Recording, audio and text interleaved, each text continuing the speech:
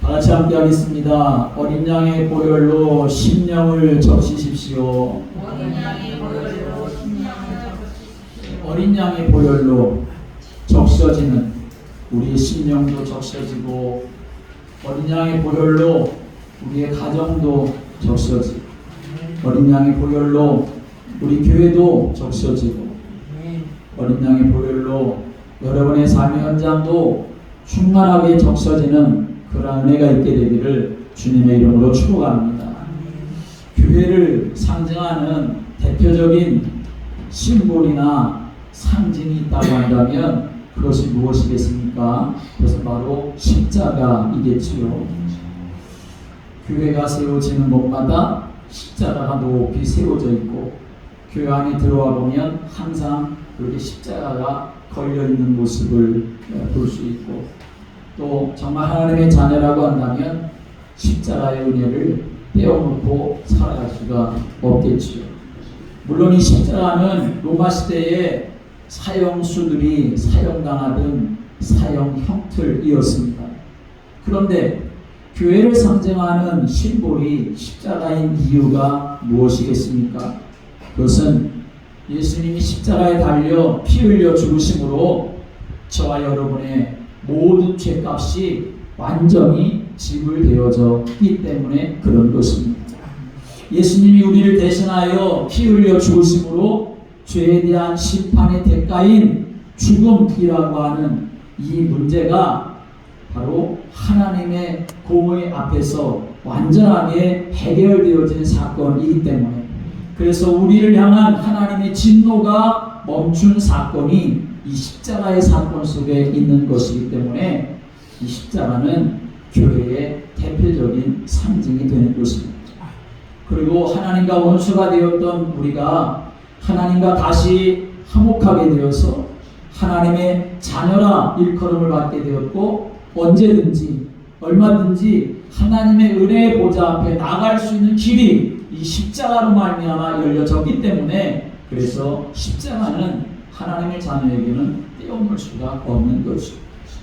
그러므로 십자가는 심볼이 아니고, 십자가는 그저 교회의 상징이 아니고, 십자가는 사람들이 그저 목에 걸고 다니는 장신품이 아니라, 바로 이 십자가는 오늘, 지금, 그리고 언제든지 내 삶의 현장에서 경험되어지는 하나님의 능력이 되어야 하는 줄을 믿으시기 바랍니다.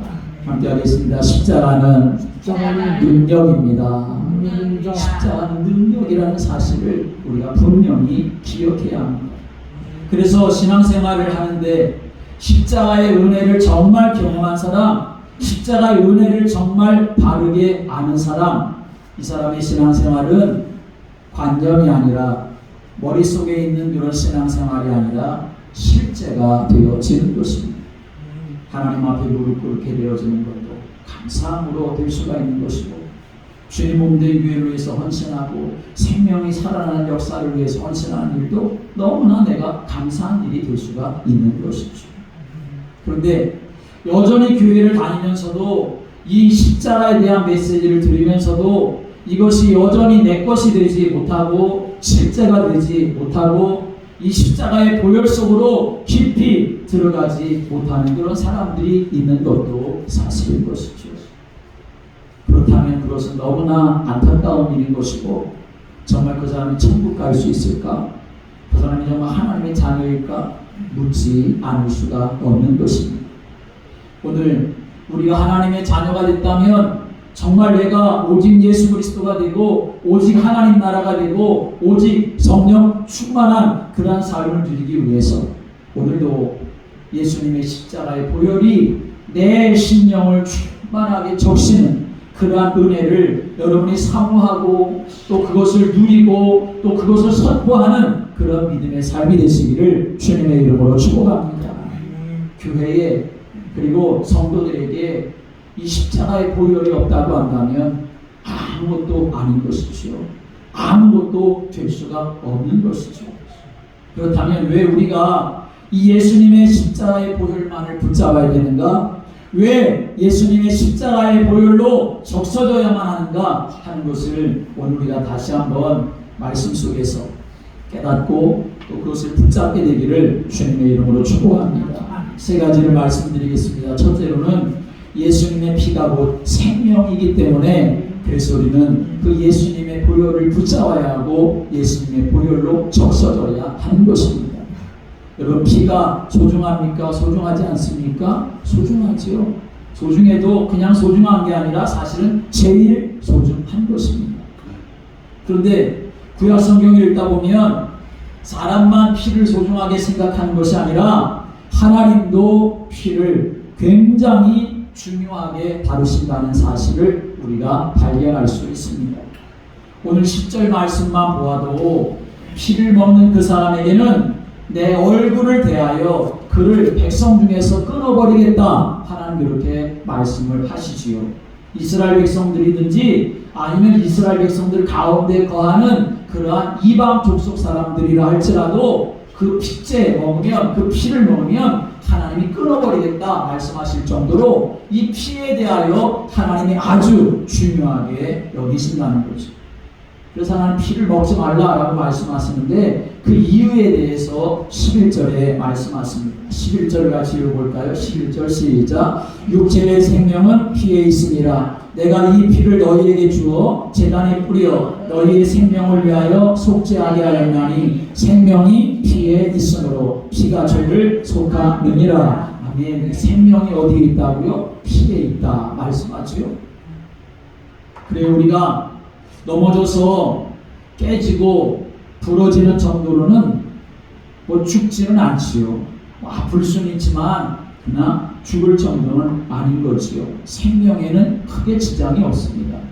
그러나 만약에 다쳐가지고 피를 흘리고 있는데 그 피를 멈추게 하지 않는다고 한다면 어떻게 되겠습니까? 결국은 죽음을 맞이하게 되고 마는 것입니다.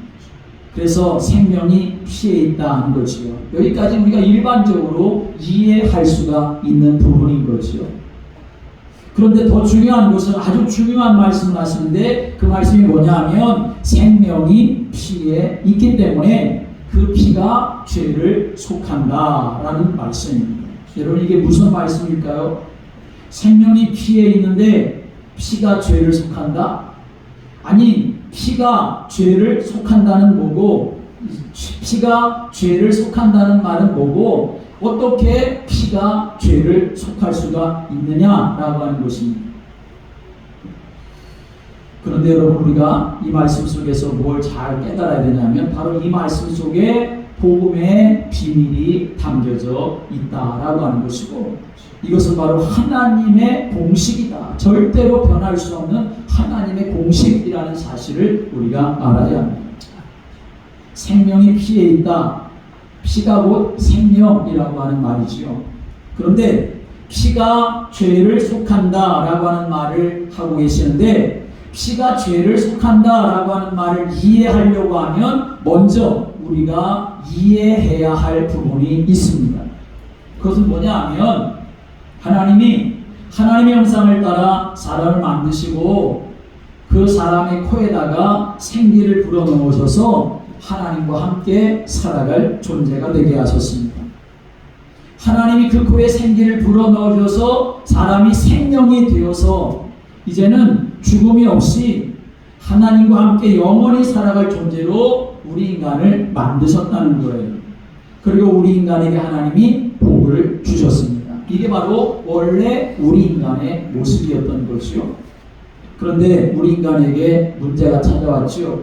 어느 날 뱀이 하와를 찾아와서 왜 찾아왔습니까? 하와를 유혹하려고 우리 인간들과 하나님을 분리시키고 하나님을 떠나게 만들려고 죄 가운데 빠지게 하려고 찾아와서 너희들이 하나님 먹지 말라고 하신 선악과를 먹으면 너희들도 하나님처럼 된다 라고 이렇게 유혹을 하게 되는데 하와가 하나님의 절대적인 말씀 붙잡지 못하고 사단의 유혹에 속아서 자기가 선악과를 따먹고 그리고 자기 남편 아담에게도 선악과를 주어서 먹게 하지.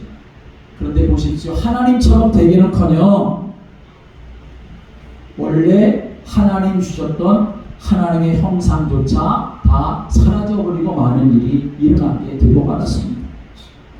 사단에게서 보면 결국 이렇게 가장 소중한 것조차 다 빼앗기고 만다는 것입니다.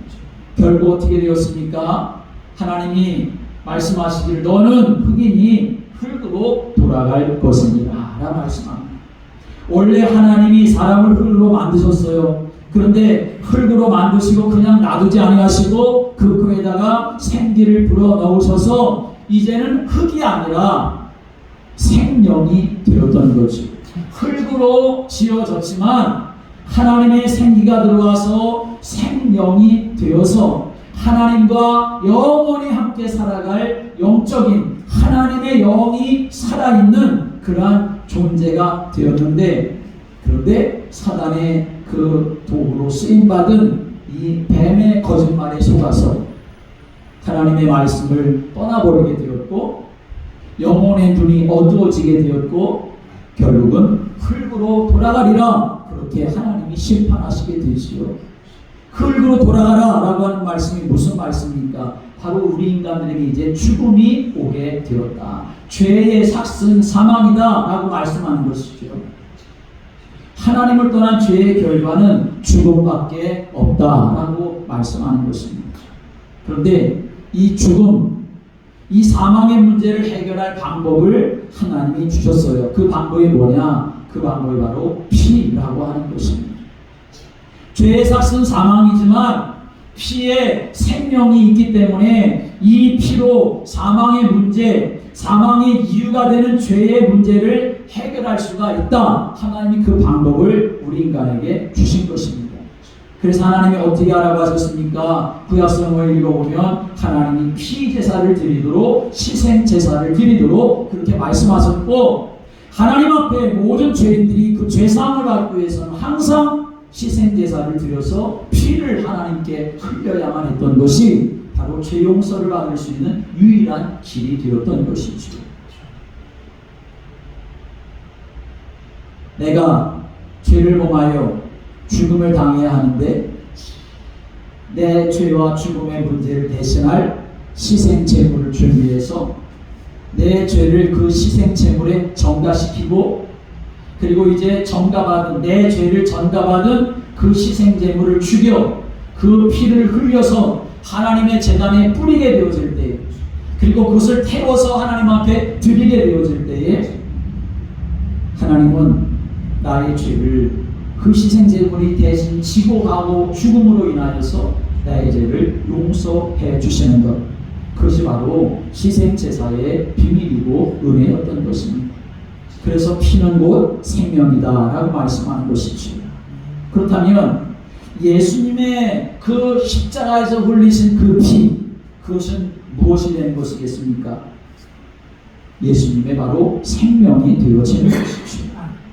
바로 여기에 아주 중요한 사실이 있다는 것을 여러분들이 놓쳐서는 안 되는 거죠. 예수님께서 그러니까 골고다 언덕에서 피 흘려 죽으신 것은 우리 모든 인생들을 위하여 당신의 생명을 내어 주신 것을 말하는 것입니다. 우리의 죄 문제를 해결하셔서 우리에게 영원한 생명을 주시려고 자신의 생명을 속전으로 내어 주신 사건, 그것이 바로 십자가의 사건이고 그 십자가에서 흘리신 보혈이 되어지는 것입니다. 그래서 사도 바울은 사도행전 20장 28절에서 교회에 대해서 말하는데 이렇게 말합니다. 교회를 자기 피로 사신 교회라고 이렇게 말씀합니다. 자기 피라고 하는 건 뭘 말합니까? 예수님이 십자가에서 흘리신 피, 보혈을 말하는 것이에요. 교회가 바로 그렇다는 것이죠. 함께 하겠습니다. 자기 피로 사신 교회. 교회를 그냥 교회라고 말하지 아니하고 예수님이 십자가에서 흘리신 피로 이 땅에 교회를 세우셨다 하는 말이죠. 여러분, 무엇인가 내가 이 물건을 샀습니다. 그냥 산 게 아니라 이 물건을 돈을 주고 샀는데, 그렇다면 내가 어떻게 생각합니까? 돈을 주고 산 것, 이 물건이라 할지라도 난 이것을 소중하게 여기는데, 하물며 교회는 예수님이 자기의 피로 값주시고 사신 것이다 하는 것입니다. 그렇기 때문에 예수님은 교회를 사랑하시는 줄을 믿으시기 바랍니다. 그렇기 때문에 예수님은 교회를 사랑하는 사람을 또 하나님은 사랑하시고 축복하시는 것이죠. 교회를 사랑하는 자를 사랑하시고 교회를 저주하는 자를 저주하시고 교회를 허무는 자를 하나님 그냥 내버려 두시지 아니하시는 거죠. 여러분들은 주님의 나라에 갈 때까지 예수님이 피 흘려 사신 이 교회에 세우시는 일에, 교회를 사랑하고 교회를 세우는 일에, 주님의 몸된 교회를 세우는 일에 헌신하며 삶을 살아갈 수 있게 되기를 주님의 이름으로 축복합니다. 사람들은 내 마음에 들지 않는다고 내 이성과 내 지성과 내 경험을 가지고 주님의 몸된 교회를 허무는 어리석은 일을 하는 사람들이 많이 있습니다. 제가 어려서 교회에서 이렇게 학생 때 보니까 정말 교회를 위해서 헌신하는 사람들, 교회를 사랑하는 사람도 보이지만 그냥 하기만 하면, 교회를 나오면서도 할 수만 있으면 교회를 비방하고 목사님을 비방하고 그 공동체가 하나 되지 못하도록 하는 일에 아주 그냥 자기의 모든 걸 다 동원하는 사람들이 있는 것을 보기도 했습니다. 결국은 어떻게 되느냐, 그 인생이 비참하게 끝나는 것을 저도 볼 수가 있었습니다. 예수님이 교회를 당신의 피로 값주시고 사셨기 때문에, 그래서 예수님이 그 교회를 가장 소중하게 여기시고 가장 사랑하시기 때문에 교회가 무너지는 일, 교회를 무너뜨리는 것, 그걸 주님은 그냥 보실 수가 없으신 거죠. 교회뿐만 아니라 저와 여러분을 예수님의 피로 값주시고 사신 줄을 믿으시기 바랍니다. 죄 없으신 예수님께서 피 흘려 값주시고 여러분의 생명을 사신 거예요. 그렇기 때문에 예수님께서는, 하나님께서는 여러분을 가장 존귀한 자로 여기신다는 것입니다. 사람들이 이 땅에서 살아갑니다. 생명을 가지고 살아가지요. 그런데 사실은 예수님의 피에 생명이 없는 사람들은 생명이 없는 것이지요. 잠시 이 세상에 70년, 80년, 90년 사는 생명은 가졌을지 몰라도 그러나 영원한 생명, 천국에서 누릴 생명은 절대로 가질 수가 없는 것입니다. 그 생명은 돈으로 살 수 없는 것이고, 그 생명은 이 땅에서 아무리 좋은 것을 많이 다니고 맛있는 것을 많이 먹는다 하더라도 얻을 수가 없는 것입니다. 그 영원한 생명, 천국에서 누릴 생명은 오직 예수 그리스도의 보혈로밖에는 주어지지 않는다는 사실을 분명히 믿으시길 바랍니다. 예수님께서 요한계시록에 7교회에 대해서 말씀하시는데, 네가 살았다 하는 이름은 가졌으나 죽은 자다. 사대교회에 대해서 그렇게 말씀하셨습니다. 여러분, 우리가 믿음의 삶을 살아간다 하면서도 우리가 예수님의 보혈을 우리가 놓쳐버리고, 우리가 예수님의 보혈로 날마다 우리의 심령이 가득 채워지지 아니하고 적셔지지 않는다고 한다면, 우리의 심령의 문으로 계속 세상 것이 들어오고 세상 것이 들락날락하면서 우리는 더러운 심령이 될 수밖에 없는 것이죠. 죄가 가득한 인생이 될 수밖에 없고, 하나님을 믿는다고 하면서도 하나님을 대적하는 인생이 될 수밖에 없고, 하나님을 믿는다고 하면서도 마귀한테 속아서 종노릇하며 살아가는 인생이 될 수밖에 없는 것이죠. 예수님의 피만이, 예수님의 보혈만이 능력이 되어서 나의 죄를 사하고 나를 보호하고, 사단이 나를 계속해서 참소하지만 그것을 이기며 승리하며 살아갈 수 있는 길이 바로 예수님의 보혈에 있는 줄을 믿으시기 바랍니다. 예수님의 피로 아니하고서는 영원한 생명을 얻을 수 없고 하나님의 자녀가 될 수 없고, 하나님의 자녀가 되었다 하더라도 세상을 이기며 살아갈 수 있는 사람이 될 수가 없는 것입니다.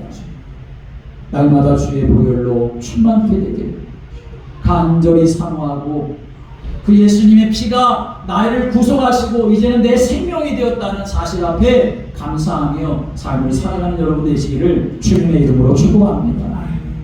두 번째로 우리가 어린 양 예수님의 보혈을 붙잡고 우리의 심령에 적셔야 할 이유는 예수님의 피는 언약의 피이기 때문에 그럴 것입니다. 함께 하겠습니다. 예수님의 피는 언약의 피입니다. 예수님의 피는 언약의 피이기 때문에 그렇습니다. 예수님께서 십자가에 달리시기 전날 밤 이제 마지막 6월절 만찬을 하실 때에 예수님께서 제자들에게 이렇게 말씀하셨어요. 마태복음 26장 28절의 말씀 보면 이것은 죄사함을 얻게 하려고 많은 사람을 위하여 흘리는 바 나의 피 곧 언약의 피니라 라고 말씀합니다. 예수님이 피를 흘리시는데 그 피를 흘리시는 이유가 뭐냐? 많은 사람을 위하여 죄사함을 얻게 하려고 피 흘리신다 라고 말씀하셨는데 그 예수님의 피가 무슨 피냐? 언약의 피라고 말씀하시는 것입니다. 예수님의 흘리신 피는 그냥 피가 아니라 언약의 피입니다.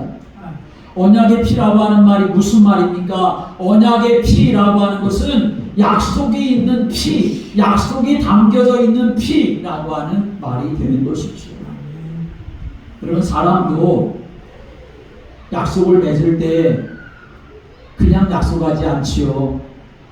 저 어린 꼬맹이들도 우리 서로 약속하자 그렇게 하면 어떻게 합니까? 말로만 하는 게 아니라 손가락을 걸고 그리고 엄지에다가 도장 찍듯이 그렇게 하면서 약속을 하지요. 어른들도 어떤 서류로 약속을 정할 때에 그냥 종이에다가 쓰기만 하는 것이 아니라 거기다가 인감 도장을 찍든지 사인을 하지요. 영화를 보면 조폭들의 세계에서는 어떻게 합니까? 칼로다가 손가락을 그어서 피를 뚝뚝 흘리면서 철서를 쓰면서 약속을 하고 그리고 뚝뚝 떨어지는 그 피를 잔에 받아가지고 서로 마시기까지 하면서 그렇게 약속을 하지. 여러분 하나님도 언약을 맺을 때에 언제나 피를 사용하셨다는 사실을 우리가 기억해야 합니다. 출애굽기 24장의 말씀에 보면 이스라엘 자손들이 시내산에서 하나님과 언약을 맺을 때에 하나님이 피에 대해서 말씀을 하십니다. 출애굽기 24장 8절의 말씀 보면 이렇게 말씀합니다. 모세가 소를 잡아서 번제와 한목제를 드린 다음에 피를 취하여 반은 제단에 뿌리고 반은 여러 그릇에 담아서 백성들에게 뿌립니다. 그러면서 모세가 백성들에게 말하기를 모세가 그 피를 가지고 백성에게 뿌리며 말하되 이는 여호와께서 이 모든 말씀에 대하여 너희와 세우신 언약의 피니라 라고 말씀하고 하나님의 말씀을 선포하게 되어집니다. 백성들에게 소를 잡아가지고 그 피를 하나님의 그 제단에다가 반은 뿌리고 반은 그 피를 양푼에 담아가지고 백성들에게 다 뿌리면서 이 피가 무슨 피인 줄 아느냐? 이 피가 바로 언약의 피다 라고 이렇게 말하는 것입니다. 이 피를 통하여 하나님은 그들의 죄를 용서해 주시고 그들의 제사를 받아주시겠다고 하는 약속을 하고 계시는 것이고 백성들은 우리가 이제는 하나님께 순종하며 살겠습니다 라고 하는 그 약속을 피로 맺는 것 그것이 바로 피의 언약이고 언약의 피라고 하는 말씀입니다. 그러면 예수님의 피에는 어떤 약속이 담겨져 있을까요? 예수님 분명히 6월절 마지막 만찬 십자가에 달려 죽으시기 전날 밤에 분명하게 나의 피는 언약의 피다 라고 이렇게 말씀하시는데 도대체 예수님의 그 피에는 어떤 언약이 담겨져 있느냐 하는 것이죠. 예수님의 피에는 죄사함의 약속이 있는 줄을 믿으시기 바랍니다. 예수님의 피에는 예수님의 보호하심의 약속이 담겨져 있습니다. 예수님의 피에는 우리가 이 땅의 삶을 살아가는 동안 이런 일 저런 일 많이 당하고 때로 아플 때도 있고 때로 실패할 때도 있고 무너질 때도 있지만 그러나 예수님의 피에는 최후의 승리가 담겨져 있는 줄을 믿으시기 바랍니다. 예수님과 나를 하나 되게 하고 연합시키는 신비한 연합의 그 약속을 이루는 그 약속이 바로 예수님의 피에 담겨져 있는 것입니다. 그래서 예수님은 나의 피는 언약의 피다라고 말씀하는 거죠. 예수님이 우리를 위해서 십자가에 달려 죽으신지 돌아가신지 피 흘리신지 얼마의 시간이 흘렀습니까? 2000년이 넘는 시간이 흐른 것 아닙니까? 그런데도 2000년의 시간이 지나서도 그럼에도 불구하고 우리가 그 예수님의 십자가를 묵상하면, 그 예수님이 십자가에서 흘리신 보혈을 우리가 묵상하면 우리의 가슴이 뜨거워지고 눈시울이 붉어지고, 왜 2000년이라고 하는 그 기나긴 시간이 지났음에도 불구하고 그 주님의 보혈을 우리가 묵상하면 우리의 심령에 그런 하나님의 은혜가 임하느냐는 것이요. 그것은 주님의 보혈은 지금도 시공간을 초월해서 우리 가운데 역사하는 약속의 언약의 피이기 때문에 그런 것입니다. 여러분, 우리 하나님은 신실하신 하나님이심을 믿으시기 바랍니다. 그 말은 하나님이 약속하신 말은 반드시 지키시고 이루신다는 말씀이에요. 하늘이 두 쪽 나도 우리 하나님이 말씀하신 말은 반드시 성취하시고 이루십니다. 그러므로 우리가 그 피를 힘입어 나아가고나 하면 신실하신 하나님은 그 약속을 인하여, 그 언약의 피로 인하여 그 약속을 이루어 가시는 분이시라는 거죠. 아무리 우리가 추하고 더러운 죄를 지었을지라도 우리가 주님 앞에 나아가서 보혈의 능력을 힘입어 회개하면 주님은, 하나님은 우리의 모든 죄와 허물을 용서해 주시는 줄을 믿으시기 바랍니다. 왜냐하면 그 피에는 죄사함의 약속이 담겨져 있기 때문에 그런 것입니다. 우리가 연약해서 실수할 때 많고 넘어지기도 할 때도 많지만 그래도 다시 한번 그 예수님의 피를 힘입어서 나아가는 자가 되어지면 결국은 승리하게 되어지고 하나님의 보호하심 속에 우리가 있게 되어지고 하나님의 인도하심을 받을 수가 있게 되는데, 그 이유가 무엇이냐? 그것은 바로 그 예수님의 피에 그것을 약속해 주시는 약속이 담겨져 있기 때문에, 예수님의 피는 언약의 피이기 때문에 그런 것입니다. 우리가 믿음의 삶을 살아가면서 우리는 영적 싸움을 싸워야 하는데, 그 영적 싸움에서 승리할 수 있는 능력이 되어지는 이유는 무엇이겠습니까? 그것은 그 사람이 지식이 많고 돈이 많고 교회 다니지 오래돼서 그런 것이 아니라 예수의 피가 우리에게 승리를 약속해 주시는 언약의 피이기 때문에 그런 것입니다. 그래서 우리는 다른 걸 붙잡으면 안 됩니다. 다른 걸 자랑하면 안 됩니다. 내게 있는 지식, 내게 있는 경험, 내게 있는 물질, 내게 있는 어떤 다른 것을 주장하고 자랑할 것이고 붙잡을 것이 아니라, 오늘 저와 여러분은 오직 예수 그리스도의 언약의 피만 붙잡는 성도가 되시기를 주님의 이름으로 축원합니다. 예수님의 보혈만이 나를 새롭게 할 수 있고, 예수님의 보혈만이 나를 살릴 수 있고, 예수님의 보혈만이 나를 승리하게 할 수가 있습니다. 왜냐하면 예수님의 피는 그것을 약속하신 언약의 피이기 때문에 그런 것입니다. 세 번째로, 왜 우리가 어린 양 예수님의 보혈을 내 심정에 적셔야 할까?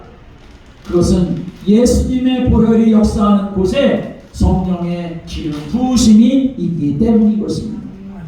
함께 하겠습니다. 예수님의 보혈이 있는 곳에 성령의 기름 부으심이 있습니다. 이 말은 성령이 역사하려면 예수님의 보혈이 있어야 된다는 거지요. 예수님의 보혈이 없으면 성령의 역사하심도 있을 수가 없다는 말입니다. 예수님이 공생애를 시작하실 때에 성령의 기름 부으심을 받고 공생애를 시작하십니다. 사도행전 10장 38절의 말씀이 오면 이렇게 말씀합니다. 하나님이 나사렛 예수에게 성령과 능력을 기름 붓듯 하셨음에 그가 두루 다니시며 선한 일을 행하시고 마귀에게 눌린 모든 자를 고치셨으니 이는 하나님이 함께 하셨습니다 라고 말씀합니다. 여러분, 예수님은 누구십니까? 하나님이시잖아요. 그렇죠? 하나님의 아들이시잖아요. 이 세상에 오실 때에도 성령으로 잉태되어 오신 분이시잖아요. 그런데 그럼에도 불구하고 예수님이 그리스도의 공생의 시작을 하실 때에 성령과 능력으로 기름 부음을 받아서 시작하셨다는 겁니다. 여러분 잘 보십시오. 생각해 보십시오.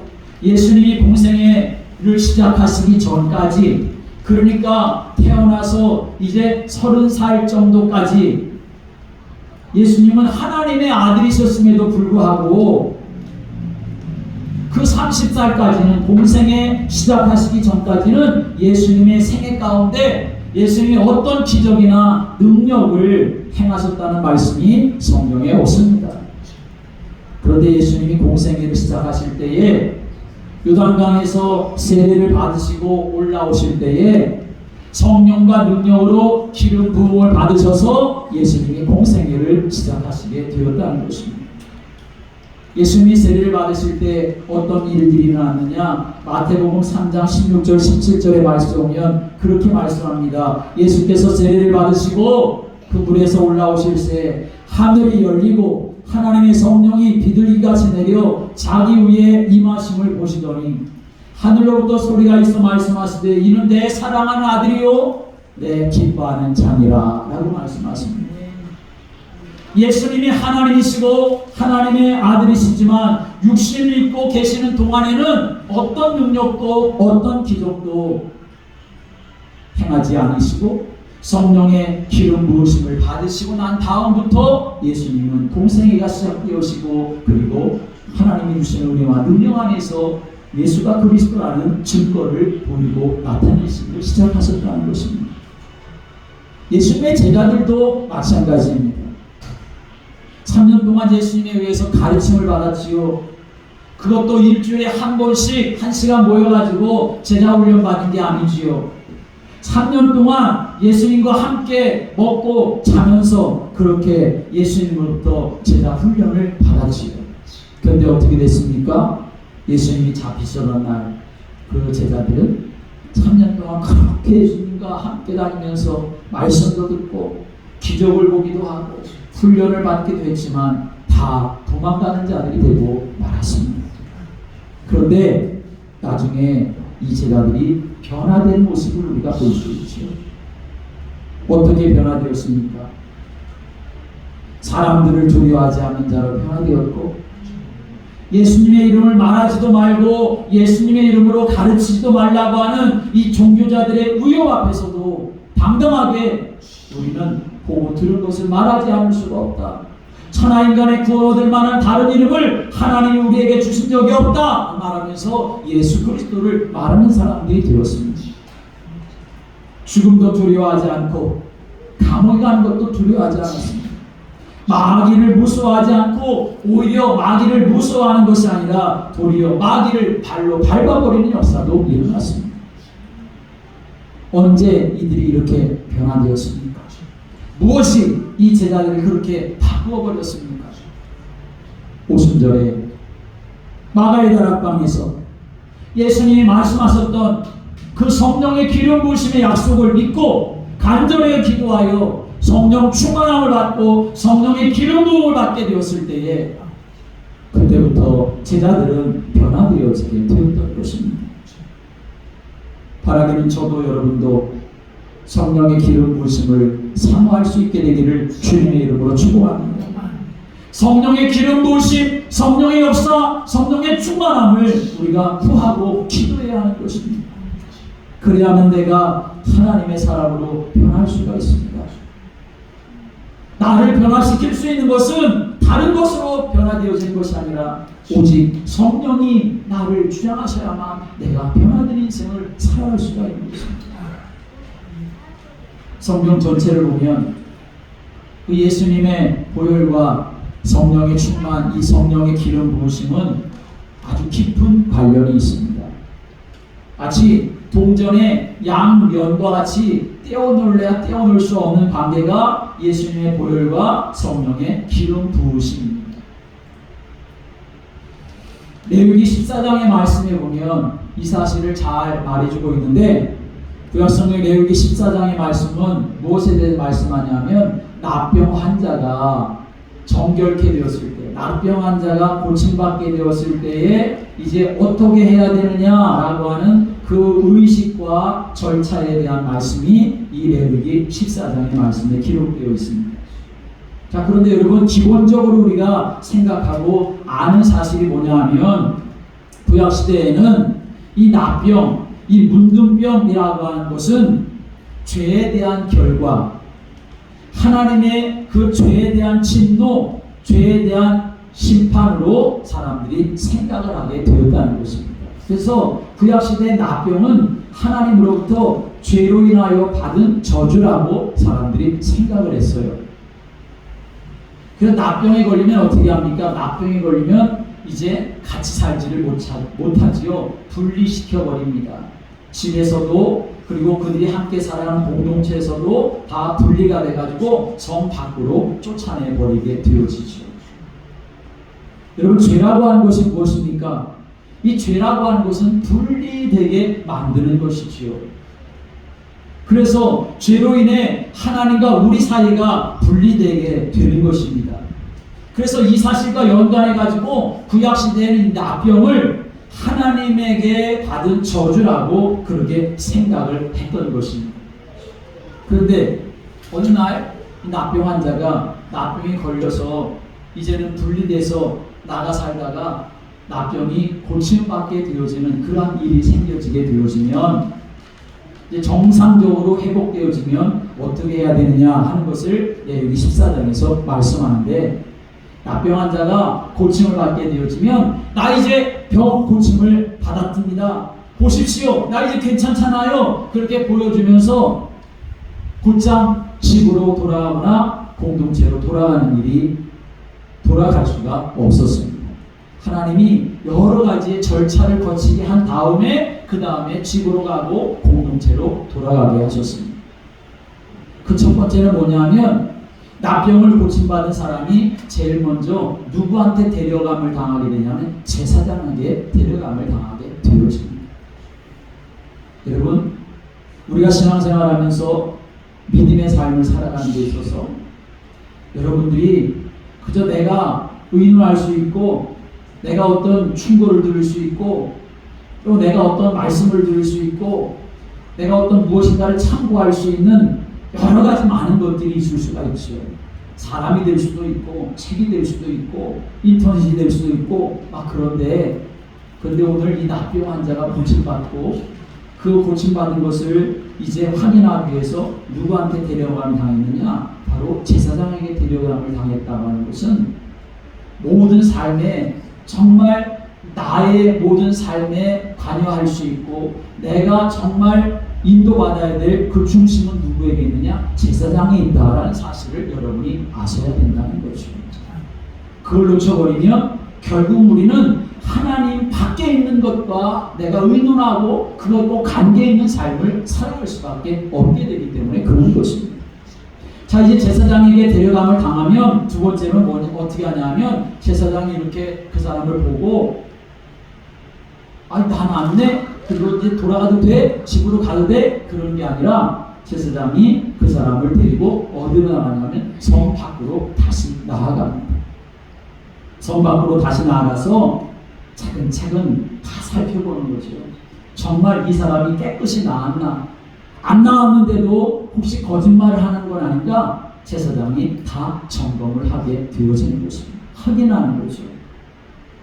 그리고 세 번째로는 제사장이 이제 이 사람이 정결케 되고 납병이 나았다 하는 것을 확인하게 되어지면 그 다음에 어떻게 하냐면 백향목과 홍색실과 우술초와 정결한 산새 2마리를 가져오게 한 다음에 흐르는 물 위에서 살아있는 그 새 1마리를 잡아가지고 그 피를 백향목과 홍색실과 우술초 묻혀가지고 어떻게 하느냐, 납병이 나았다고 하는 이 사람에게 그 피를, 그 잡은 새의 피를 7번 뿌리고, 그리고 2마리 새를 가져왔는데 나머지 1마리 살아있는 새에다가 그 피를 또 뿌려가지고 그 피를 날려보내게 되어집니다.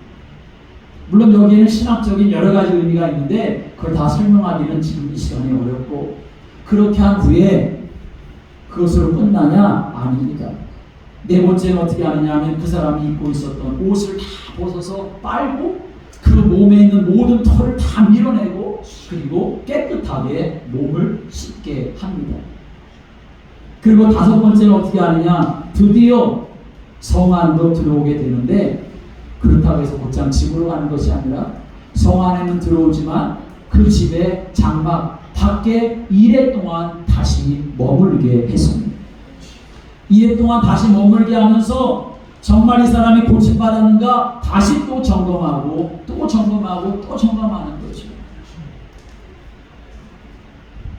그리고 난 다음에 2회가 지나서도 깨끗하게 되어지면 18일째 되는 날 소를 이제 짐승을 잡아서 속건제와 소제와 번제를 하나님 앞에 드리게 됩니다.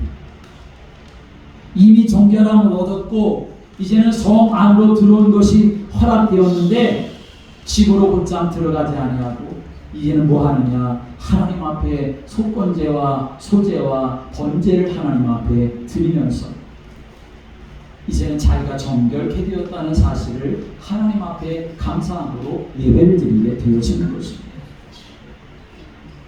여러분, 우리가 하나님의 자녀가 되었다고 해서 그 순간부터 우리는 이제 난 하나님의 자녀니까 하면서 마음대로 살라는 것이 결코 아닙니다.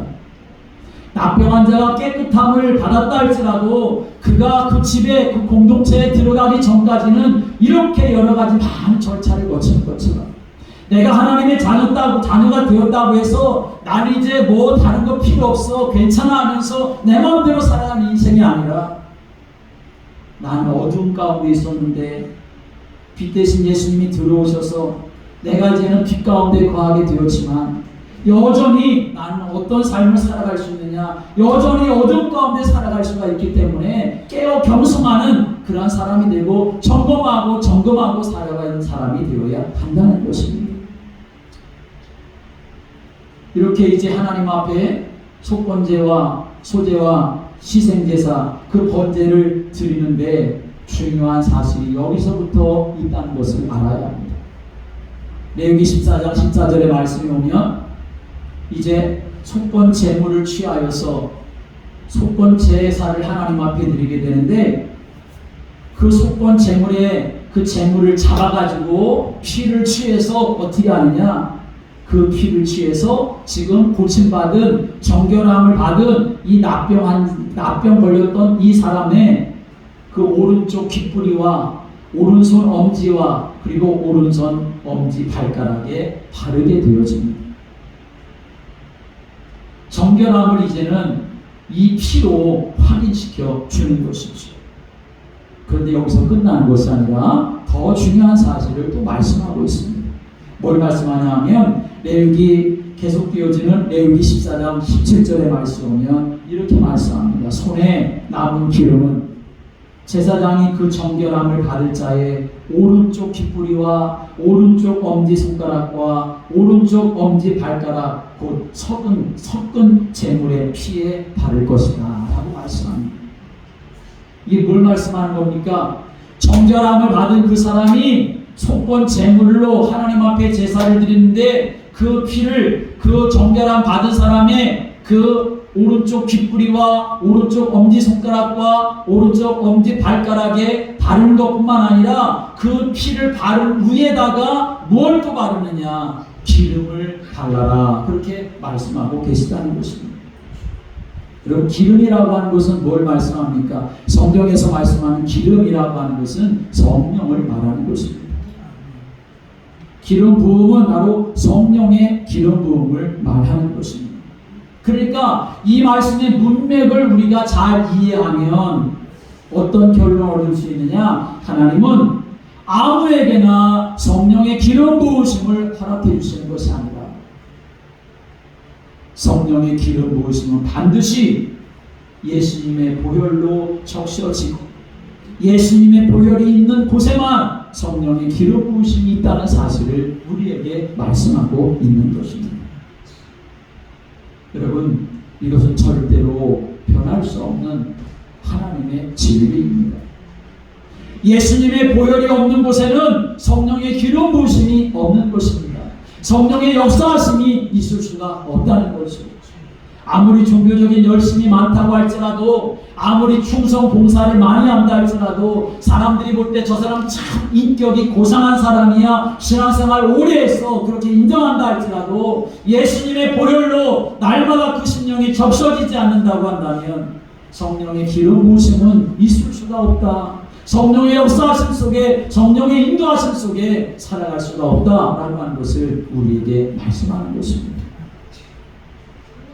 예수님의 보혈이 발라졌다는 것은 그 보혈로 내 죄가 가려졌고, 예수님의 보혈로 적셔졌다는 것은 예수님의 피로 말미암아 내 모든 죄가 정결함을 얻게 되었다는 말이에요. 그렇게 죄가 용서함을 받고 죄가 정결함을 받게 하는 예수님의 보혈이 있어야만 그 위에 성령의 기름 부으심이 있게 되어지는 것이지, 죄의 용서가 없이는 성령의 역사하심과 기름 부으심이 있을 수가 없다는 것입니다. 이 말은 다른 말로 말하면 회개 없이는 성령의 기름 부으심이 있을 수가 없다 하는 말이죠. 그래서 베드로가 초대교회에 많은 사람들이 우리가 어찌 알고 하면서 복음을 듣고 돌아올 때에 그 사람들에게 이렇게 말합니다. 베드로가 이르되 너희가 회개하여 각각 예수 그리스도의 이름으로 세례를 받고 죄사함을 받으라. 그리하면 성령의 선물을 받으리라 라고 말씀했습니다.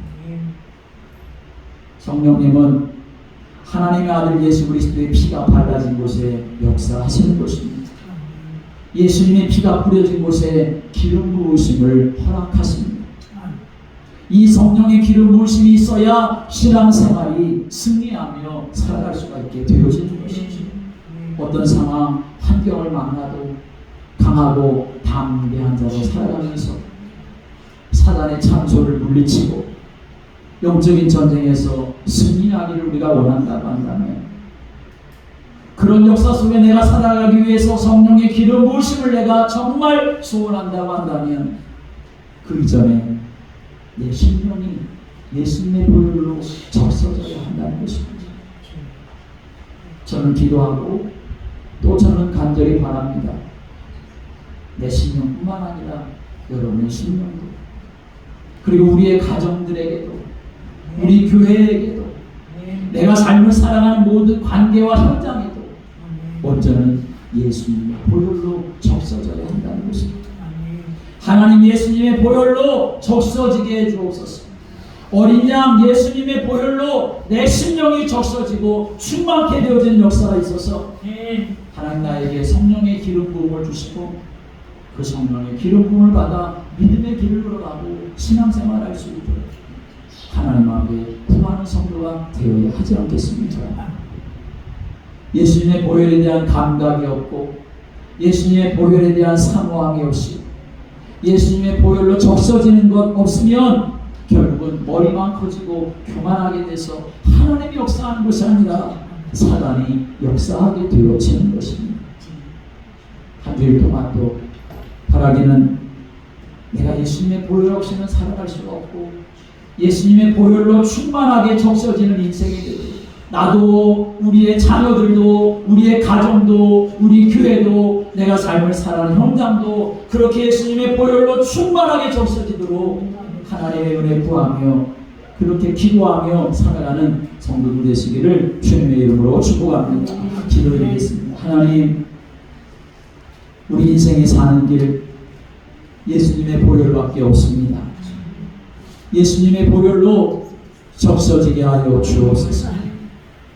6월절 어린 양의 피로 이스라엘 백성들이 살게 됐던 것처럼 하나님, 오늘 우리가 사는 길은 예수님의 보혈, 십자가의 보혈밖에 없는 줄을 믿습니다.